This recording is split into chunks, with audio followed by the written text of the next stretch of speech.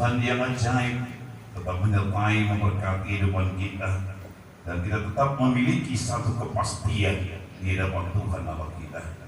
Untuk itu mari kita berdoa. Tiada berkesudahan kami datang bersyukur buat Tuhan Allah kami atas kemurahan dan kasih-Mu yang begitu luar biasa, yang kami tetap rasakan sampai saat ini di tengah-tengah sidang-Mu, di dalam kehidupan kami juga pribadi. Oleh kuat kuasa yang Kau anugerahkan Bapa, pada hari ini Kau berikan lagi kesempatan bagi kami untuk terus bertambah-tambah menerima berkat-berkat Tuhan melalui kebenaran firman-Mu. Terlebih-lebih ya Tuhan, pada hari yang istimewa ini, dalam hari Paskah, hari kebangkitan-Mu dari antara orang mati, kami dapat kembali mengenang bagaimana dahsyatnya kuasa Tuhan Allah kami.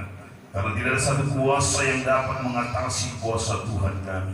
Karena tidak ada satu kuasa yang dapat menghalangi setiap rancangan Tuhan bagi dunia ini.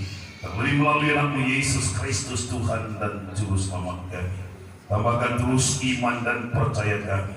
Tambahkan terus pengertian kami dan kekuatan kemampuan bagi kami untuk tetap berjalan dalam kebenaran firman-Mu, agar kami terus merasakan, semakin rasakan lagi kemurahan kuasa Tuhan menolong hidup kami. Bungkus turun rapat kami semua oleh darah-Mu, dan urapi hamba-Mu yang Kau pakai, lengkapi dengan kuasa dari surga. Haleluya, haleluya, amin. Puji Tuhan, saudara yang kasih dalam nama Yesus Kristus. Salam. Selamat Paskah bagi kita semua. Puji Tuhan, saudara yang kasih dalam nama Yesus Kristus. Sebagaimana pada hari Jumat yang lalu, saudara saya kita telah bersama-sama memperingati hari kematian Yesus Kristus, Tuhan dan Juru Selamat kita. Saudaraku, di dalam kita memperingati hari kematian Tuhan, hari ketiga kita ingat, yaitu hari kebangkitannya dari antara orang mati. Kebangkitan Tuhan Yesus itu dari antara orang mati begitu sangat penting bagi kita orang percaya kepada Dia, karena membuktikan bahwa Yesus itu benar-benar Allah, dan membuktikan bahwa kebenaran firman Tuhan inilah benar, bahwa apa yang ada dalam Alkitab adalah benar. Dan kebangkitan Tuhan Yesus Kristus ini begitu penting bagi saudara saya, karena untuk itu juga nanti kita dibangkitkan. Saudara dikasih dalam nama Yesus Kristus, dalam buku 1 Korintus pasal 15 mulai ayat 12, kita lihat di sini sampai ayat yang ke-20. Bagaimana penjabaran daripada Rasul Paulus sendiri, kapan kalau tidak ada kebangkitan Kristus Yesus, maka semuanya jadi sia-sia. Semua jadi sia-sia. Iman kita sia-sia, kepercayaan kita sia-sia, ibadah kita menjadi ibadah yang sia-sia. Pemberitaan firman Tuhan itu menjadi pemberitaan yang sia-sia. Tetapi saudaraku, jelas bahwa Tuhan itu bangkit. Mari kita baca terlebih dahulu saudaraku, dalam buku 1 Korintus pasal 15 ayat 12. Kalau ayat 15 ayat 1 mulai itu diterangkan kebangkitan Kristus, tetapi ayat 12 kebangkitan kita. Saya mulai ayat 12, saudara dilanjutkan ayat yang ke-13 dan seterusnya. Saya genap saudara ayat-ayat yang ganjil. Saya mulai dari ayat yang 12. Jadi, bila mana kami beritakan bahwa Kristus dibangkitkan dari antara orang mati, bagaimana mungkin ada di antara kamu yang menyatakan bahwa tidak ada kebangkitan orang mati?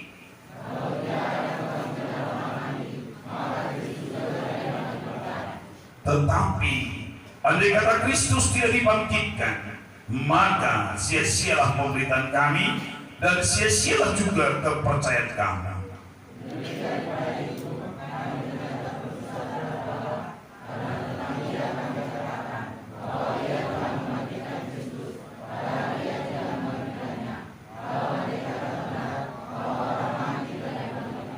Sebab jika benar orang mati tidak dibangkitkan, maka Kristus juga tidak dibangkitkan. Dan jika Kristus tidak dibangkitkan, maka sia-sia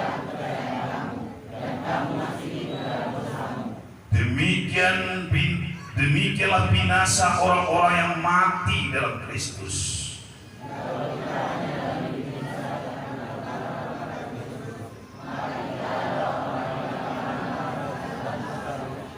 Tetapi yang benar ialah bahwa Kristus telah dibangkitkan dari antara orang mati sebagai yang sulung dari orang-orang yang telah meninggal.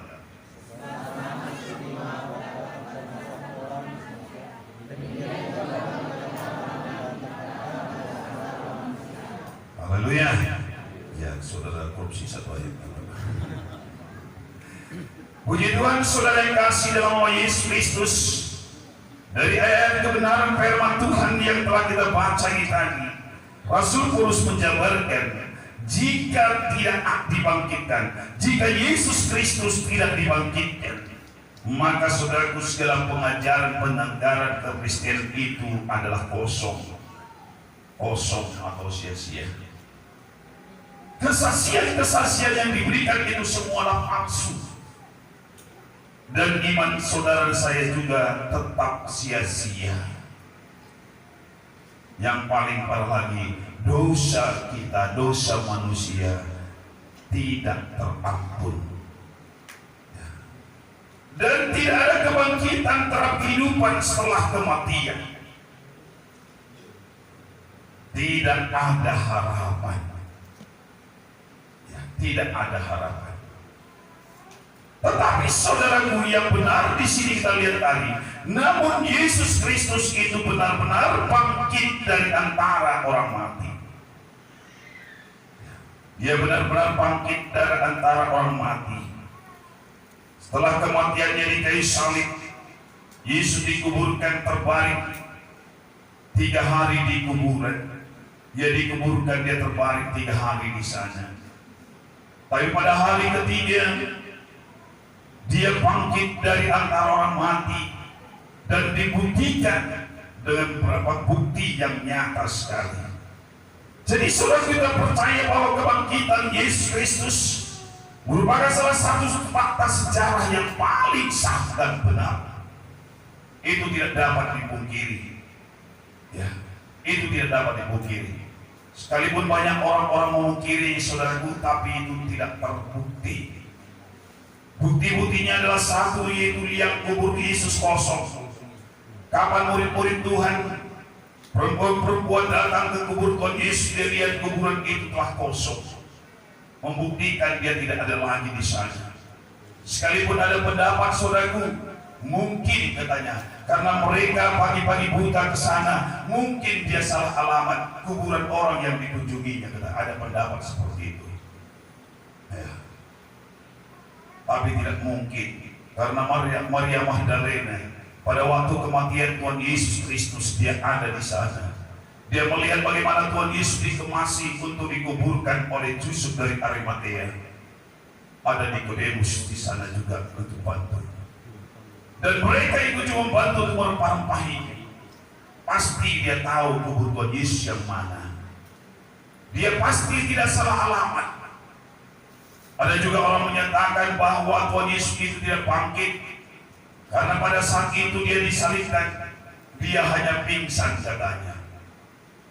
Ya, dia hanya pingsan. Dia bukan mati, tidak saudaraku. Kematian Tuhan Yesus di kayu salib itu dibuktikan oleh tentara-tentara Romawi. Bagaimana dia membuktikan dia mati? Menjelang dia dikuburkan, diturunkan dari salib itu, dia buktikan, dia cucuk lambungnya, rusuknya. Apa yang keluar dari sana? Air, bukan darah yang murni. Membuktikan bahwa Yesus sudah mati. Dia sudah mati.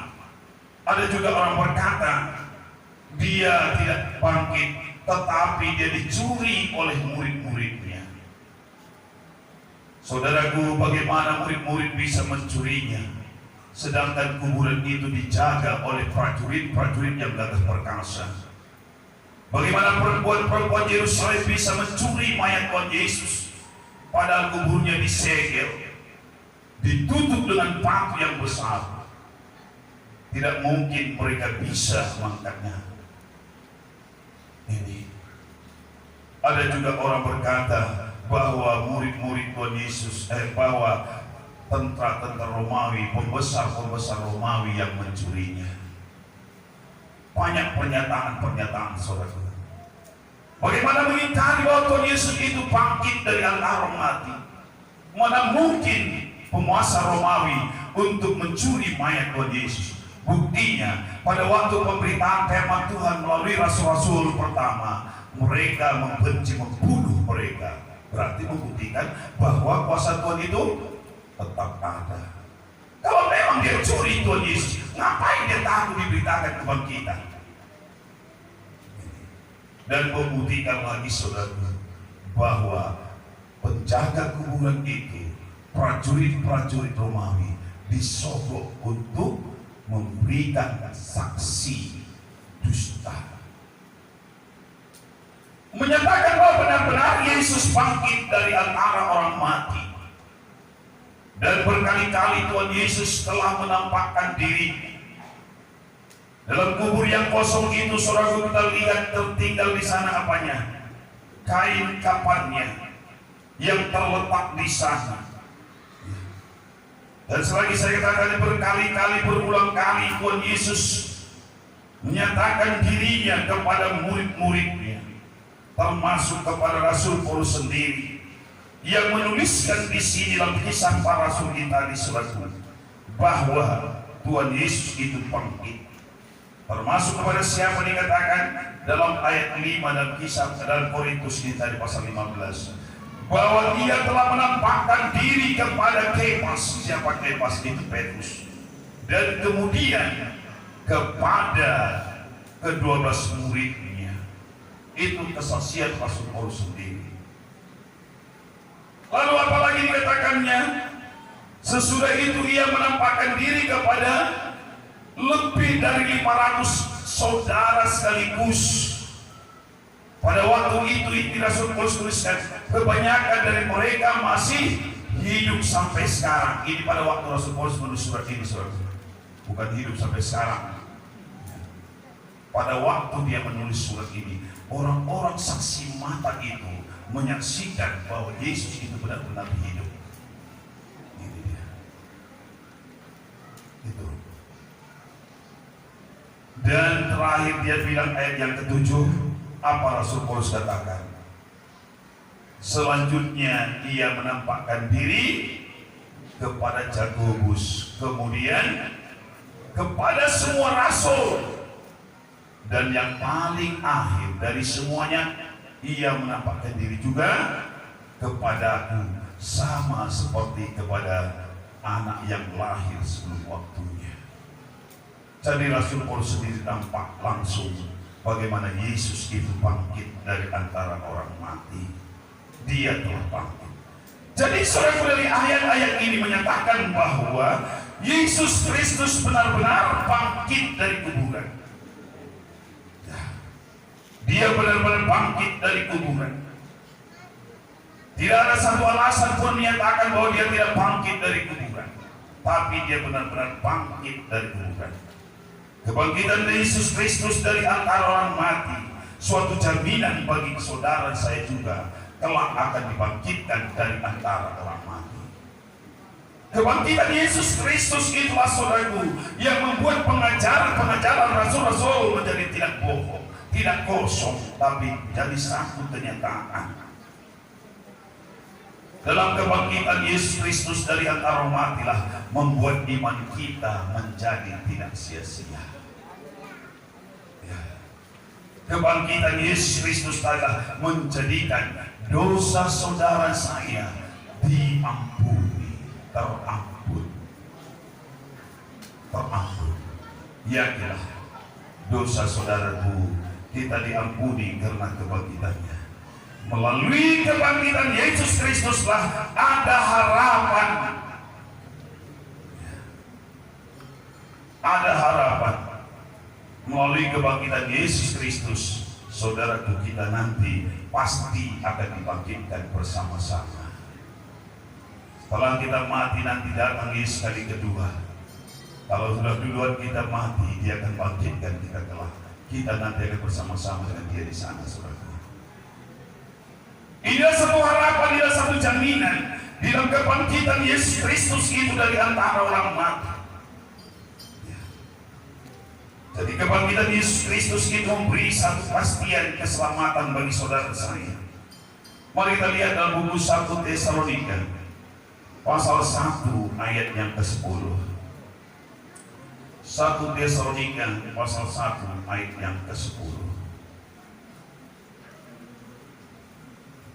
Dan untuk menantikan kedatangan anaknya dari surga yang telah dibangkitkannya dari antara orang mati, yaitu Yesus yang menyelamatkan kita dari murka yang akan datang. Satu jaminan bagi orang percaya, satu jaminan bagi saudara saya, bahwa kita tidak akan mengalami satu murka Allah, atau dengan kata lain kita pasti akan diselamatkan. Karena Yesus sudah bangkit dari antara mati. Kalau Yesus tadi tidak bangkit dari antara mati, maka saudara kita juga tidak akan bangkit. Kita tetap kena murka daripada Allah. Kita akan tetap dihukum. Kita akan tetap mengalami kematian yang kekal. Tetapi karena Allah telah membangkitkan Yesus dari antara orang mati, karena kuasa Allah yang dahsyat itu tidak dapat menghambat menghalangi kekuasaan Allah. Apapun tidak bisa menghambat menghalangi kuasa Allah untuk membangkitkan Tuhan Yesus dari antara mati. Prajurit-prajurit yang gagah perkasa tidak, batu yang besar tidak, karena kuasa Allah begitu dahsyat. Untuk itulah saudara kita pastikan, yakinkan dalam diri kita sendiri tadi, dengan kebangkitan Tuhan Yesus Kristus sendiri, saudara kita pasti akan selamat. Saudara saya tidak akan murka kena murka Allah lagi. Saudara kita tahu murka Allah itu di mana? Yaitu neraka yang kekal. Neraka yang kekal. Tapi syukur karena Tuhan telah bangkit dari orang mati. Kita percaya kepada Dia. Itu memberi satu jaminan bagi kita untuk hidup yang kekal. Itu maka Rasul Paulus ingatkan dalam buku Efesus pasal 2 ayat 1. Kamu tahu dahulu, saya ulangi, kamu dahulu sudah mati karena pelanggaran-pelanggaran dan karena dosa-dosa. Kita semua dulu mati dalam dosa kita. Kita dulu mati karena pelanggaran-pelanggaran kita di depan Allah. Kamu hidup di dalamnya karena kamu mengikut jalan dunia ini. Karena kamu mentaati penguasa kerajaan angkasa, yaitu roh yang sekarang sedang bekerja di antara orang-orang durhaka. Dulunya saudara kita hidup di dalamnya. Dulunya kita ikuti jalan-jalan dunia ini.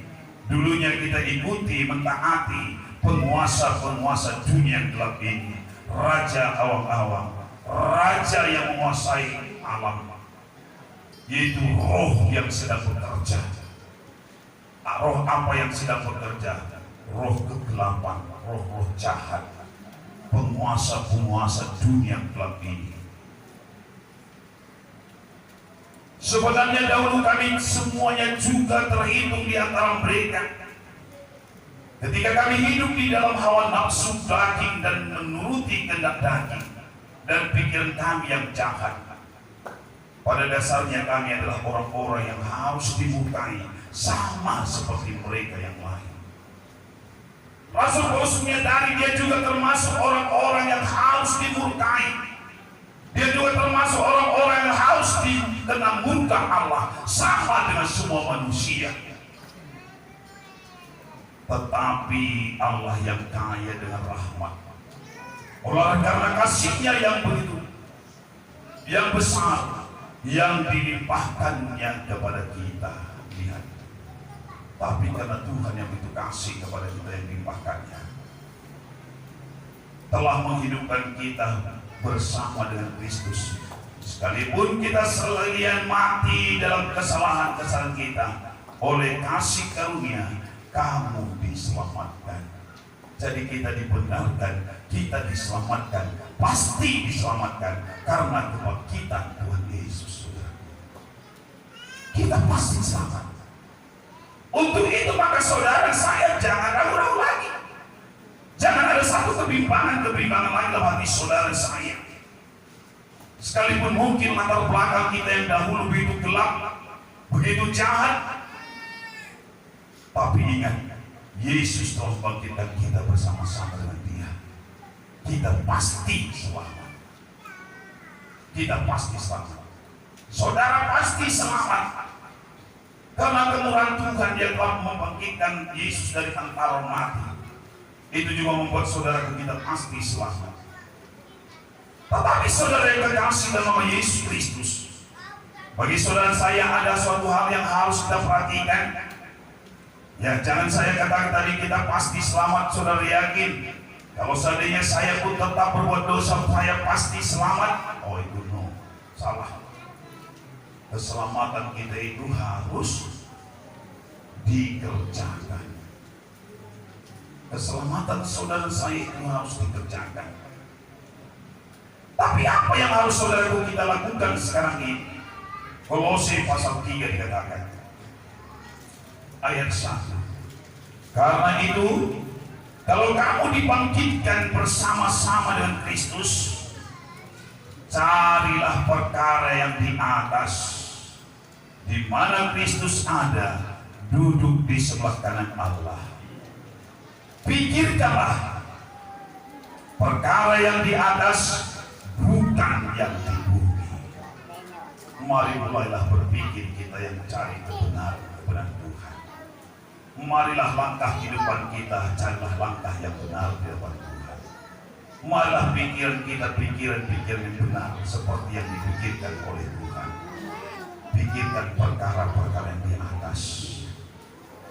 Pada buku 1 Korintus pasal 15-19 tadi dikatakan, kalau hanya perkara-perkara dunia ini yang kita harapkan, yang kita pikirkan, kitalah manusia yang paling malang.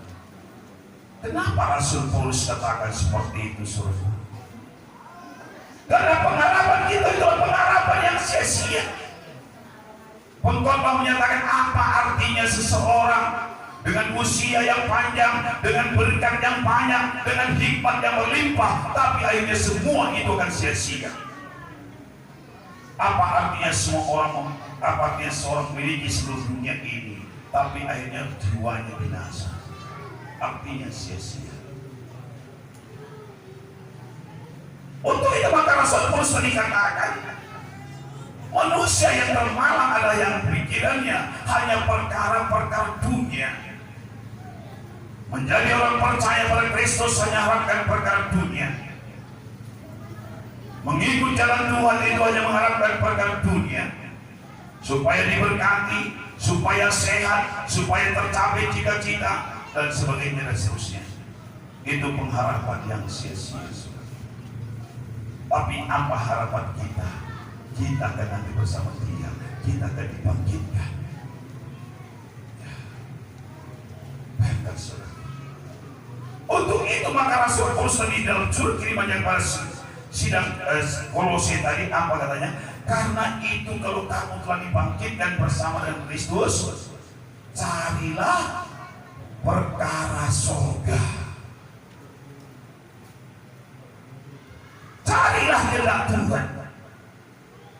Carilah hal-hal yang menyenangkan hati Tuhan. Pikirkanlah perkara-perkara yang menyenangkan hati Tuhan. Jangan saudaraku kita hanya berfokus perkara-perkara dunia ini saja. Dunia ini sebentar, saudaraku. Tidak terasa sebentar akan berlalu. Apa kata Datuk Ayu? Hidup ini bagaikan torak. Saudara tahu torak itu? Torak itu alat pemintal benang. Tak bisa dilihat dengan mata kecepatannya. Demikian kehidupan manusia itu begitu cepatnya berlalu. Yakobus menyatakan hidup manusia itu hanya bagaikan rumput. Rumput menjadi kering, bunga menjadi gugur, layu gugur. Hari ini depan kita, depan saudara ada bunga-bunga yang cantik. Tunggu 2-3 hari ke depan, pasti semua sudah layu dan gugur. tidak ada lagi niat hati saudara untuk menyimpangnya. Pasti dalam hati saudara pasti ingin membuangnya dan membakarnya. Manusia itu menderita, saudaraku. Kesuksesan, keharuman manusia, keberhasilan manusia tanpa Kristus Yesus itu hanya bagaikan bunga tani. Siapapun diri saudara, kalau tanpa Kristus saudara termalam. Siapapun diri saudara kalau mengikut menjadi orang Kristen hanya perkara dunia, saudara termalam. Tapi harapan saudara saya tadi, bagaimana supaya dalam kebangkitan Yesus Kristus itu memberi satu kepastian bagi kita di dalam keselamatan kita. Untuk itu maka dikatakan tadi, carilah perkara-perkara di atas. Carilah perkara-perkara surga. Bukan artinya saudara tidak perlu lagi pusingkan dalam masalah dunia ini, memikirkan perluan dunia ini. Itu semua Tuhan berikan juga kepada kita. Adalah buku Matius pasal 6 ayat 33 dia katakan, carilah dahulu kerajaan Allah dan kebenarannya, maka semua itu akan ditambahkan kepadamu. Di dalam saudaraku kita mencari kehendak Allah, di dalam kita mencari kerajaan Allah, di dalam kita mencari kebenaran Tuhan.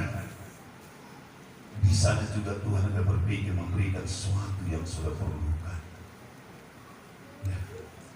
Tapi marilah ubahkan cara pikir kita, pengharapan kita. Ya. Tujuan kita semua untuk apa?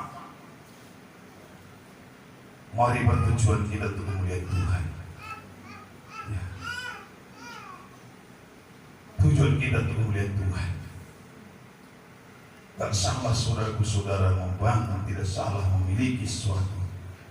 Tapi pikirkanlah nomor satu tadi apa?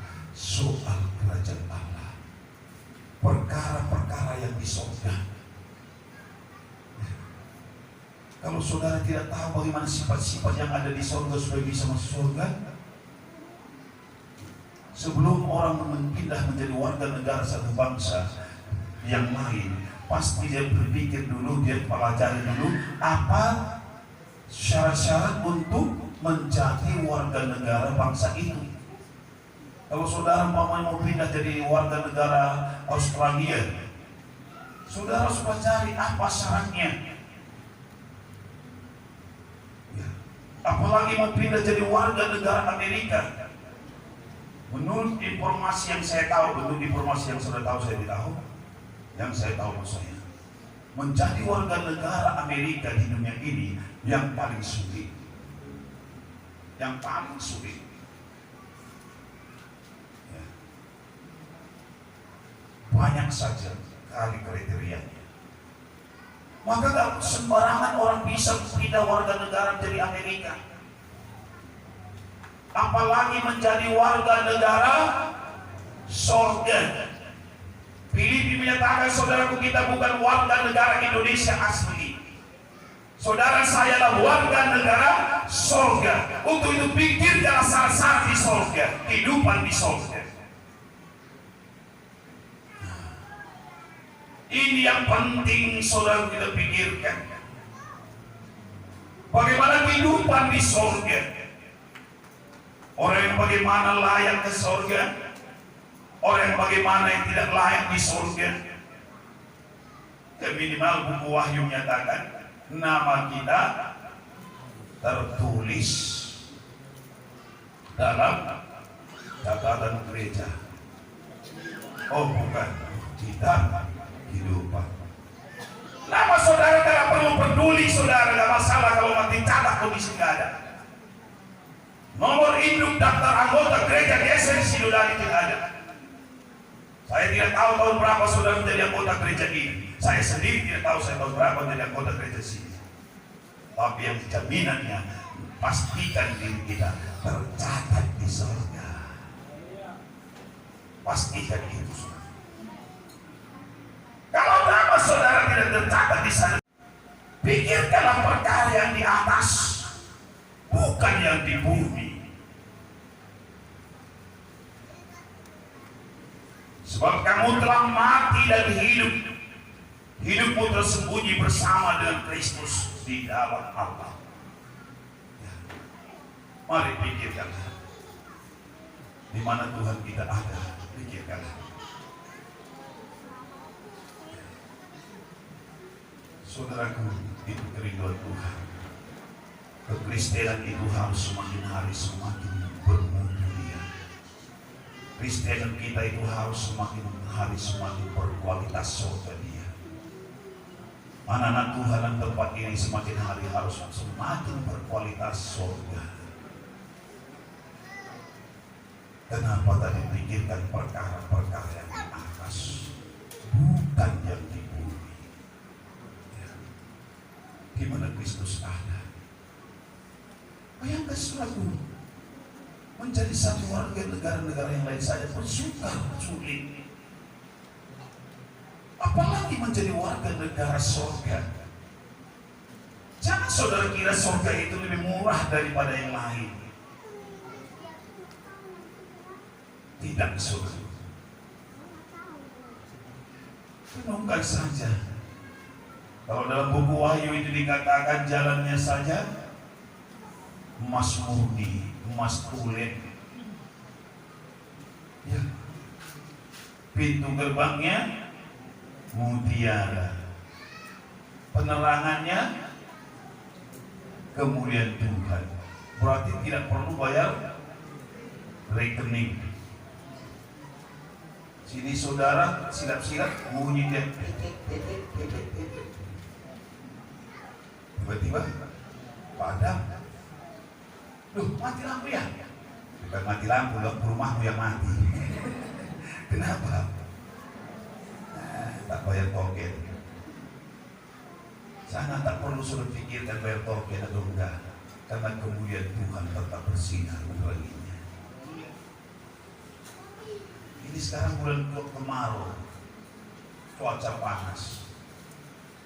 Seolah-olah kipas-kipas yang ada dalam ini tidak berfungsi karena panasnya. Sana nanti tak perlu kipas.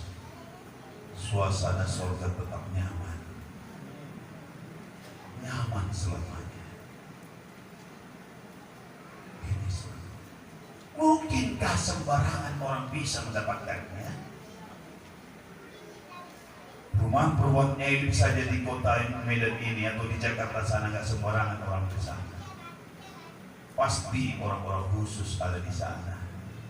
Ada perumahan-perumahan elit pasti yang ada di sana siapa? Konglomerat, punya pabrik, punya PT, perusahaan atau pejabat tinggi, entah kalangan menteri, minimal mereka gubernur. Jangan cari kisah tong becak, pasti nggak ada. Nggak ada. Itu kalau kalangan elit di Jawa sana saja. Maka tetangganya itu juga semua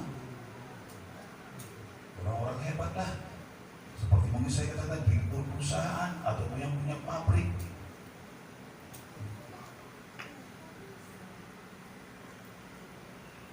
Pasti surga lebih lagi.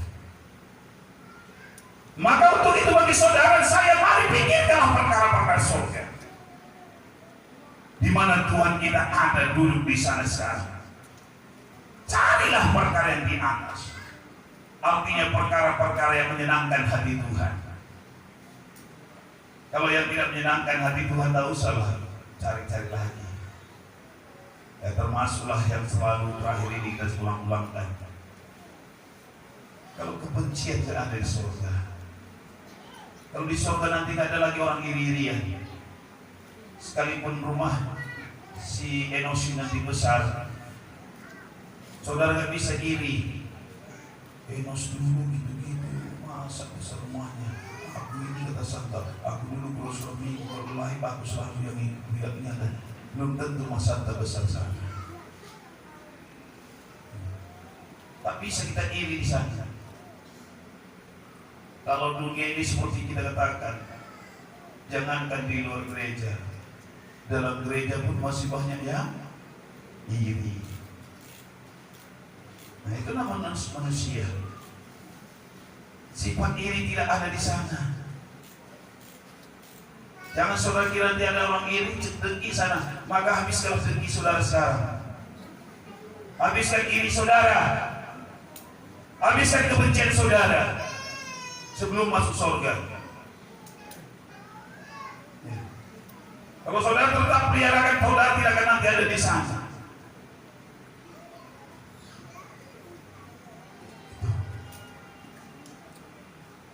Sana nanti tidak ada air mata. Air mata hilanglah. Di sini rumah mana, rumah mewah mana gak ada turun air mata. Mulai dari gubuk sampai dengan rumah yang mewah pasti ada air mata. Hanya di sorga nanti tidak ada lagi air mata. Di sini di mana rumah siapa yang tidak ada air mata? Rumah jenderal ada air mata. Rumah siapa pun ada air mata. Sana ada air mata. Pikirkan itu, saudara. Yesus sangat mengasihi kita. Dia begitu rela menderita hanya kenapa untuk saudara saya. Kenapa? Karena saudara berharga di depan matanya. Mungkinkah saudara mau membayar sebuah barang tanpa harga yang mahal? Kalau saudara tidak rasa berharga, siapa pernah mengeluarkan uang yang banyak membayar sesuatu, sebuah barang yang tidak berharga? Ada? Hah? Mau saudara membayar pakaian yang saudara tidak cintai, yang saudara tidak suka, dengan harga yang mahal, atau saudara bayar sesuatu untuk dilemparkan, untuk dibuang? Yesus telah bayar dengan harga yang mahal dan lunas saudara saya, dengan nyawanya sendiri. Kenapa, saudara? Karena kita berharga. Sadarkah saudara berharga? Yesus lagi saya katakan, dia tidak memperhitungkan siapa latar belakang kita. Apakah dulu saudara penjudi? Apakah dulu saudara pemabuk, pembunuh, apapun namanya? Tuhan tidak perhitungkan lagi. Karena dia telah bayar dengan lunas. Karena saudara berharga di depan matanya. Itu udah bayar. Ini bukan hanya dalam buku Yesaya pasal 43.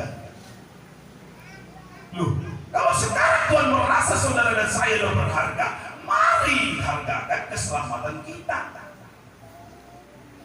Jangan sia-siakan. Coba lihat Yesaya begini. Coba sih. Ya, ayat 34.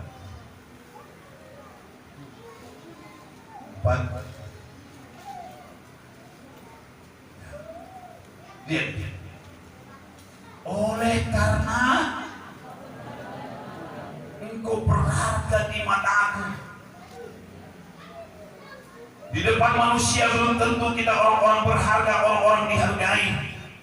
Mungkin banyak di antara kita saudara dulu tidak diperhitungkan orang, tidak diperhitungkan keluarga kita karena latar belakang kita, sifat kita. Jangan-jangan banyak orang yang enggan bertetangga dengan kita karena ada ayamnya lepas langsung aman, karena ada barangnya yang terlantar langsung aman. Jadi mungkin orang enggan bertetangga dengan saudara dulu. Tapi ingat, saudara berharga di depan mata Tuhan.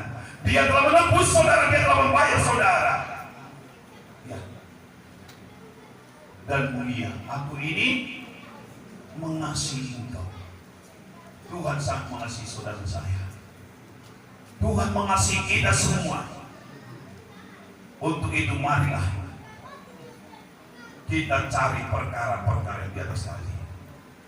Bagaimana Tuhan supaya lain berkenan kepada kita. Pikirkanlah yang menyenangkan hati Tuhan. Maka Rasul Paulus katakan 25 kali kita baca dalam buku Filipi pasal 4 ayat 8. Coba lihat. Itu cara berpikir kita juga, itu cara berpikir surga itu, saudara. Ya, udah. Jadi akhirnya saudara-saudara semua yang benar, semua yang benar-benar. Jangan lagi pikir yang salah-salah. Jangan lihat ayam orang banyak sehat-sehat. Kalau melemparkan racun tikus ini pasti ada ini, COVID ini. Nah, ini bukan pikiran yang benar. Nah, orang seperti itu. Kenapa ada irinya tadi? Tapi pikirkan yang benar-benar saja. Semua yang mulia, yang mulia-mulia pikirkan. Jangan yang najis-najis lagi pikirkan. Hai anak-anak muda, pikirkan yang mulia-mulia. Buanglah segala kenajisan-kenajisan itu. Baik yang ada dalam HP-mu itu, buangkan itu. Kalau timbul dia tiba-tiba pun, lenyapkan dia dari muka. Juga kau orang-orang tua yang masih suka. Saya bilang orang-orang muda seolah-olah orang tua enggak. Harus semua yang adil, semua yang suci. Jangan pikirkan lagi yang najis-najis, yang kotor-kotor. Berpikir positiflah kita semua. Belajarlah berpikir positif. Jauhkan negatif thinking dari kehidupan kita. Manusia terlampau dikuasai oleh negatif thinking. Coba hilang harta barang kita, langsung kita siapa kira-kira yang curi barangku ya? Tiba-tiba lewat orang jalan lain, wah rasa dia ini. Lihat dari gaya jalannya ini kayak dia yang curi barangku. Langsung sudah negatif thinking. Terus lewat lagi yang lain. Jangan-jangan dia pun ikut. Orang saudara sampai hilang satu kampung, saudara tuduh itu mencuri barang saudara. Hilangkan negatif thinking. Berpikir benar.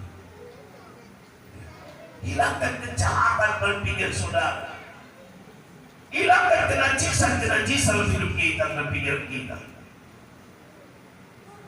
Jangan pikirkan yang jahat-jahat. Sekalipun saudara perlu uang banyak, jangan pikirkan yang jahat. Bagaimana caranya biar cepat kaya ya? Bapak Syanu, Mama Syanu semalam ke pesta dia. Saya lihat di lehernya ada tergantung pound vera. Kapan dia kira-kira ya? Jangan pikirkan seperti itu. Pikirkan saja manis. Sebagai umat Tuhan kita harus selalu berpikir yang suci. Selalu harus kita berpikir yang benar. Kita harus punya apa saya kata tadi? Positif thinking. Jangan punya negatif thinking. Ibu-ibu banyak punya negatif thinking. Sedikit terlambat suaminya pulang dari mana-mana langsung negatif. Dari mana aku tadi? Kok lama aku pulangnya? Ini aku tadi rapat siapa? Dengan dia. Langsung negatif tinggi. Jangan. Berilah positif tinggi. Anak-anak Tuhan harus berpositif tinggi. Jangan negatif tinggi. Kita pasti selamat kalau demikian. Kalau nggak salah belum tentu. Lihat semua yang manis. Ya. Saya percaya ibu-ibu dalam gereja ini sudah Tuhan semua bahasanya sama anak-anaknya, sama suaminya. Ayo datang pulang bang. Ayo ganti dulu baju mandi. Air panas sudah dimasak di dalam. Mandikan dulu. Siap mandi biar kita makan. Aku udah tunggu dari tadi kali ini. Manis ini. Ya kan? Amin ini. Yuk, ada. Wow. Bahaya banget. Ayo. Mandi panas sudah masakan itu. Bilang kalau sering-sering dari udah mandi air panas. Hari ini air panas saya masak di drum. Sekaligus saya mau masak ke dalam. Bilang. Kalau kesering-sering berpikirlah positif. Jangan negatif. Ini kadang-kadang negatif terus. Sebenarnya bagi orang percaya, kenapa kita harus punya negatif tinggi? Seharusnya tidak perlu sebetulnya. Kalau ada rasa kita yang kurang pas, langsung saja tunjuki transparan. Ya. Saya lihat kau selama ini agak sombong sama aku. Apa kira salahku? Kan bisa kan? Selama ini mengkacar kalau kamu aku. Dalam sudah kurang kamu kacar aku dari. Kayak kira-kira kak mungkin sebahannya. Saya ini juga aku. Saya ingat kamu ini kan. Perbuatan aku terus deh. Perbuatan aku kurang gak kahang ini. Perlu jelas, keterangan jelas. Kalau kan mereka tertinggi terus. Tapi kali ini nanti itu goceng-goceng naga dulu ya isi nanti kurang lah. Aku mau tegak musuh, mana kata mendekat. Bagi kat mati.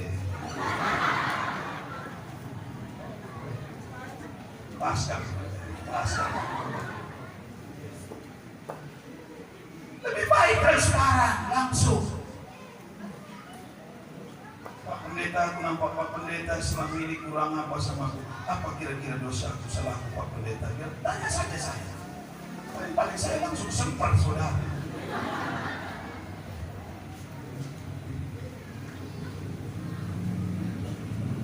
Jangan negatif tinggi. Dan saya selalu begini, salah mungkin itu saya bilang. Silat mungkin dia. Kalau nggak silat mana mungkin itu hamba Tuhan saya bilang. Mungkin silat dia itu saya bilang. Bisa tenaga laku nih. Silat ni dah. Kalau bisa tenaga kan dia puji tenaga mereka. Tak ada sini saya bahan. Kita latih siakap. Mohon negatif tinggi kita latih untuk siakap. Payah telah ini. Dia negatif teman-teman begitu nih sudah berarti sadar dilatih mau kita ratusan begitu nak bahasa itu na yun di ba salah ko itu di nagpertana yun para tao ko negatif yang latih atay na hindi. Terkukur jadi kena nusra yang ini. Bangka mayo betul. Aku kena yang negeri. Cara kukuri kan cara penenrewat ini. Sampai biar pegat kaki begini cerut. Entah begini adalah betul. Hari itu saya tak tahu. Kukuri, lada aku melukir khotbah. Positif tinggi saja. Puji Tuhan, mungkin semangat kita dari sadar ini. Masa di korban ini? Kami buat manik set nih, atau skor mana pun. Masih saya pikir. Aku itu tahu kalau ini. Ini tunggu kan paman ini. Kurang kami pajak sama ada di kami barang mulih berita itu. Ada buku kita maksudnya kita dah suruh buat apa? Mari positif. Amin. Tapi kalau semua tanggal positif tinggi lah, positif tinggi. Jangan ada lagi negatif. Pikirkan yang baik-baik, pikirkan yang enak-enak, pikirkan yang indah-indah. Pikirkan yang suci-suci semua. Mula kali rencana gedung racuni perbulangan dulu. Kutur pe perbulangan dulu kelengilah. Gama kaya berubah, ilah pikirkan. Lambat mati til malu berserah. Bikin kopi bibajing mati. Campur rahasia dia. Apa? Pikirkan ini. Oh, cara gue tuh belum baik. Mesra kok dari tadi saya tembak. Bibir sepengkilat di mana dulu senang aku makin permainan. Nanti itu bapak di mana dulu senang jadi kelang. Bagaimana cara saling mencintai kemarin. Perjuang kalau merasa kami. Dari korban butuh kaya, kukulang di kelar. Ada yang begini. Menglalu bagi. Bukan nanti bapak pelat mendukung. Tahu dari butuh, laju minum kate, wah kemsiannya. Kelangilan, kuning muling. Mau pegalan yang buat kuning. Lumpur kuning bergenopi. Tamas penerbakan yang disebut-sebut apa kan? Batu.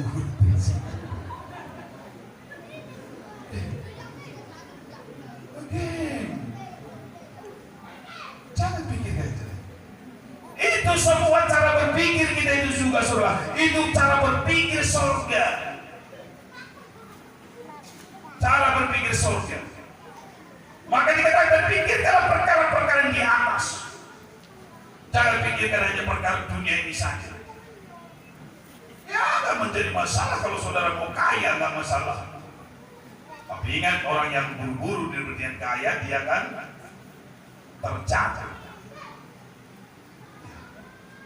Mau kaya sudah Tuhan buat kaya saudara. Mau diberkati Tuhan diberkati saudara. Seperti tadi malam saya katakan, kalau kita masuki dalam kehadiran Tuhan itu, kita masuki dalam berkat-berkat Tuhan itu, semua ada berkat di sana. Tapi kalau saudara tidak masuki, bagaimana mungkin saudara memperolehnya semua? Semua nanti diberikan Tuhan. Percaya kan? Lebih daripada apa yang saudara pikirkan bisa dia berkat Tuhan buat saudara. Ya, tadi sudah dikatakan ibu kita, saya tidak sampai pikiran juga ke sana. Siokianya dulu bulan 3 yang kita tespiskan ini. Iya kan? Tapi kita buat bulan depan. Rupanya hari ini adalah hari Paskah bangkit kita. Hari ini kita usahakan tujuh minggu ada di sana nanti. Tapi setelah saya turun dia akan nanti.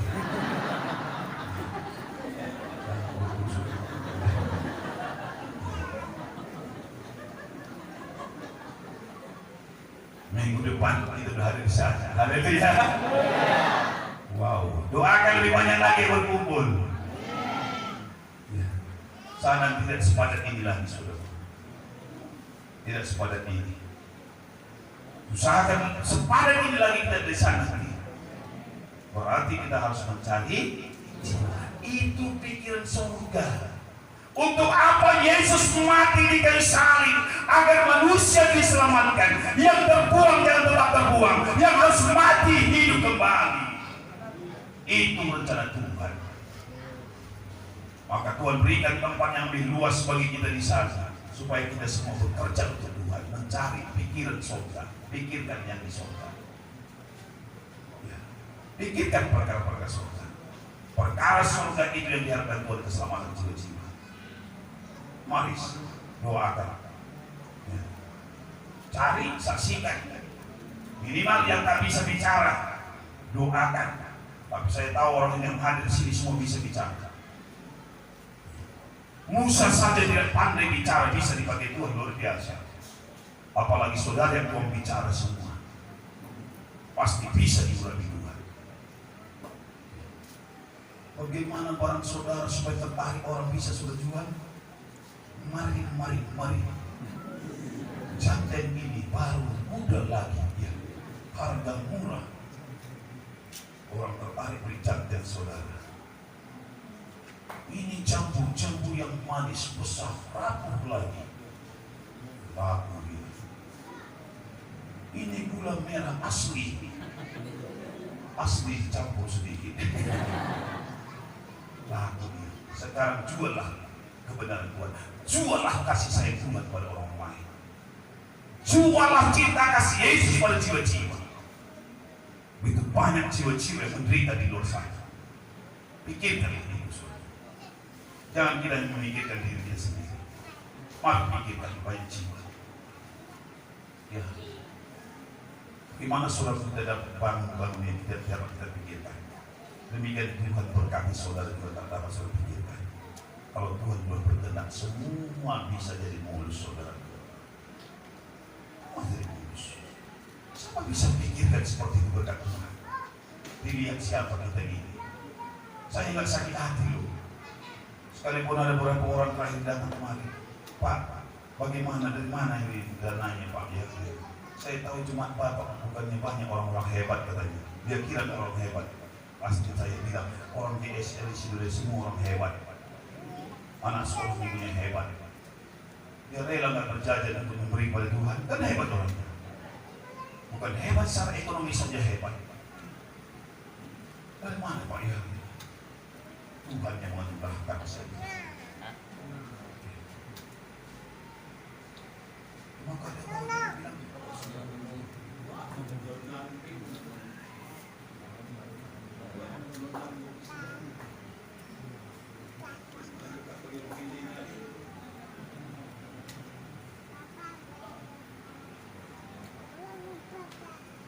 semua rencana Tuhan.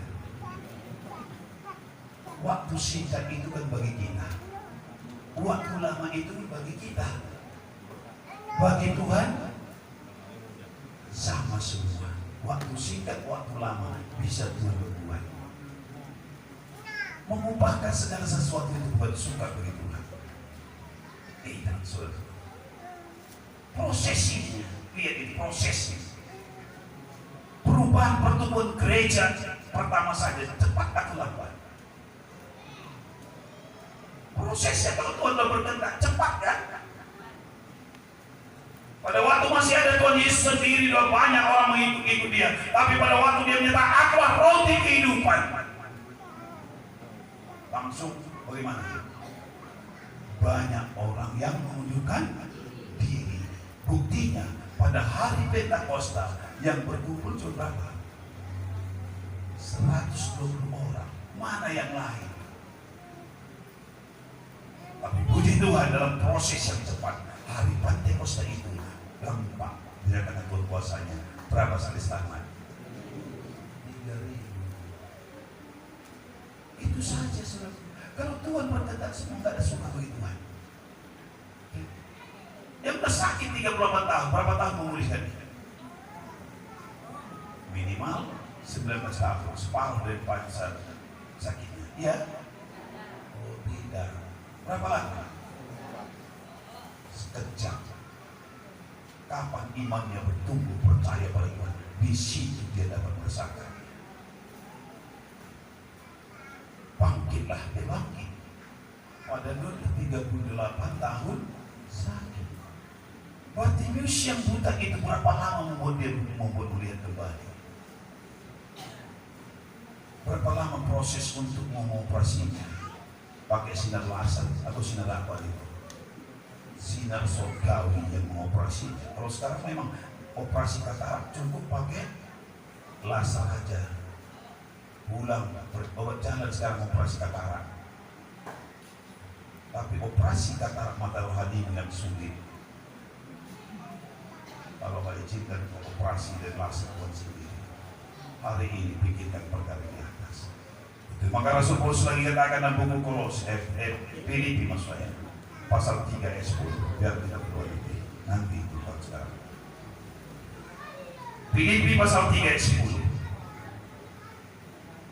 Yang kukehendaki ialah mengawal Dia dan kuasa kebangkitannya dan persekutuan dalam penderitaannya, di mana aku menjadi serupa dengan Dia dalam kematiannya. Yang penting di sini bagian tadi, yang kukehendaki ialah mengenal Dia dan kuasa kebangkitannya. Saudaraku, dan lihat tadi betapa dasarnya kebangkitannya. Maka Rasul Paulus mengatakan Efesus 1 ayat 7, pasal 1 ayat 17 saya. Ya, ayat 17. Ya. Dan meminta kepada Allah Tuhan kita Yesus Kristus, yaitu Bapa yang mulia itu, supaya Dia memberikan kepadamu roh hikmat dan wahyu untuk mengenal Dia dengan benar. Ini penting.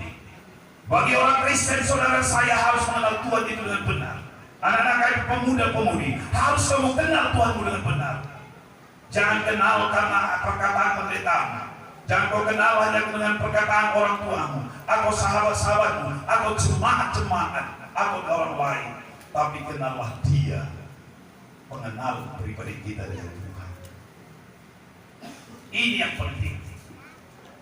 Kalau saudara saya sudah mengenal Dia dengan benar, tidak akan lagi takut dan kebimbangan bagi kita, saudara.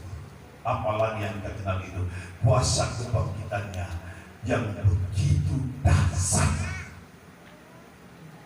Kuasa maut dikalahkan, kuasa iblis dihancurkan. Berarti dengan kata tidak ada kuasa lagi yang dapat mampu mengatasi kuasa Tuhan dalam kita. Tidak ada satu kuasa lagi yang bisa mengatasi kuasa Allah kita. Itu yang saudara perlu kita kenal. Dan satu lagi yang penting ini, pengalaman pribadi kita dengan Yesus itu penting sekali. Nah, tadi apa saya katakan di sini, kalau pengalaman orang yang selalu kita ceritakan itu belum tentu membuat saudara kuat seterusnya. Memang bisa menambahkan iman. Tapi kalau ada pengalaman pribadi saudara dengan Tuhan, itu yang membuat kekuatan saudara tidak luntur apapun yang terjadi. Ya, pengalaman pribadi itu hidupkan.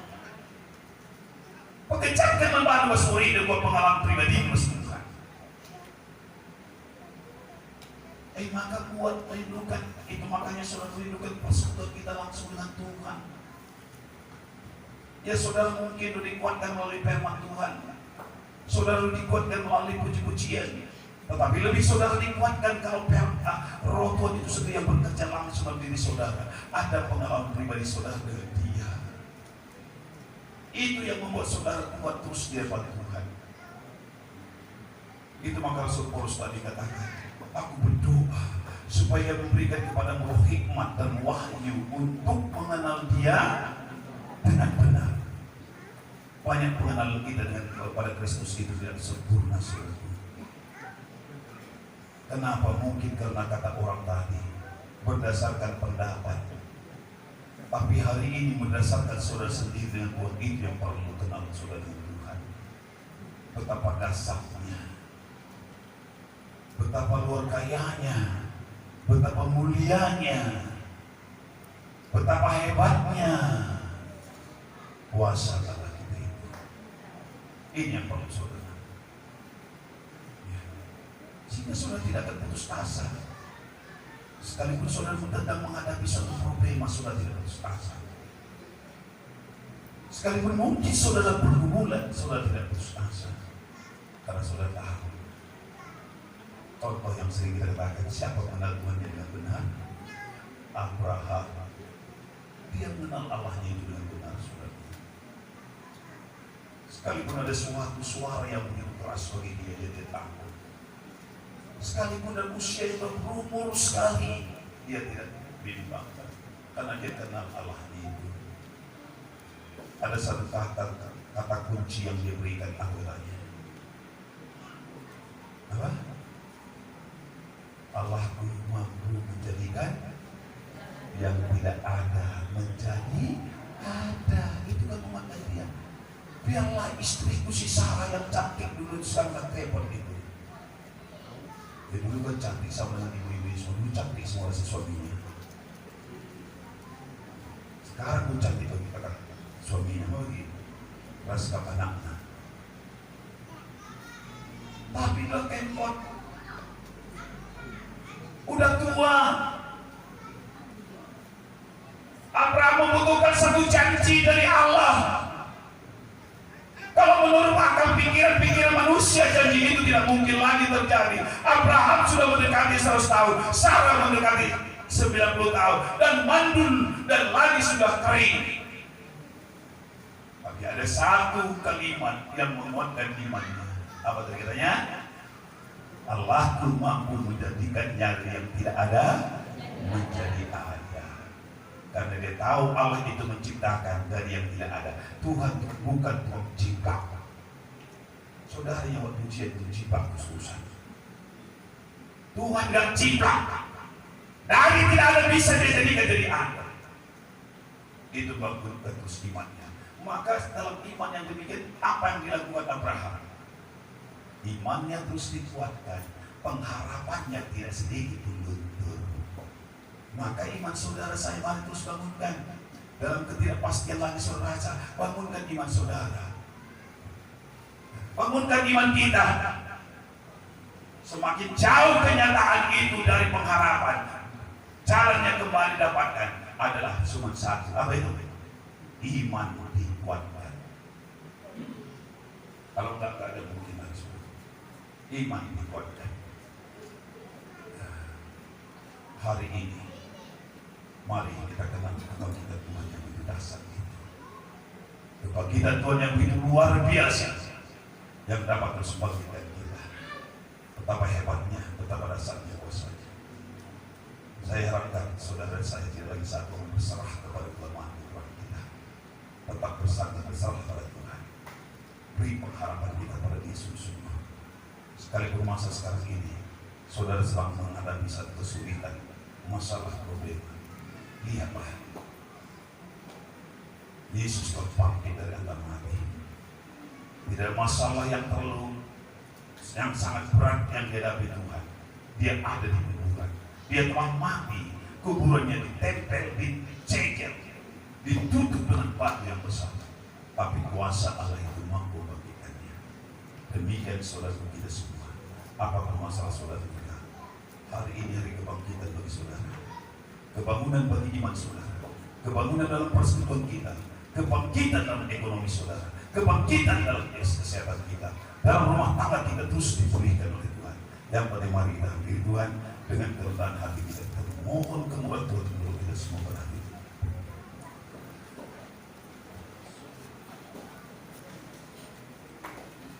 Mari saudaraku dengan kerendahan hati kita. Lakukan terus hati kita buat Tuhan. Begitu dahsyat kasih dan suatu Tuhan yang tidak pernah berubah, terus Dia menolong kita. Apapun masalah kita, Dia mampu. Bagaimana Tuhan kuasa Allah mampu bangkitkan Dia dari antara mati. Demikian Tuhan mampu untuk bangkitkan kita semua. Yesus Tuhan.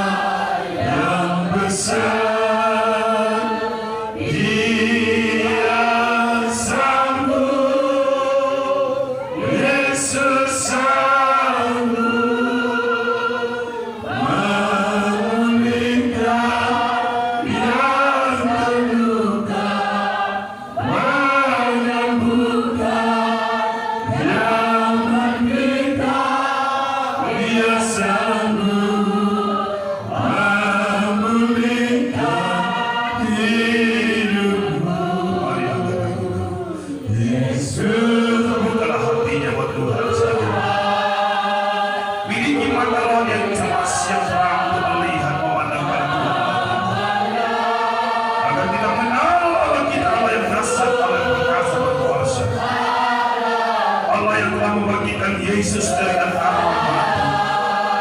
Tidak ada satu kuasa yang dapat mengatasi kebangkitannya. Dia telah mengalahkan musuhnya. Dia telah mengalahkan maut. Dia telah mengalahkan segala perintah perintahnya. Demikian Tuhan telah berkarya dalam kehidupan kita tiap-tiap pribadi. Izinkan Tuhan kita berdoa.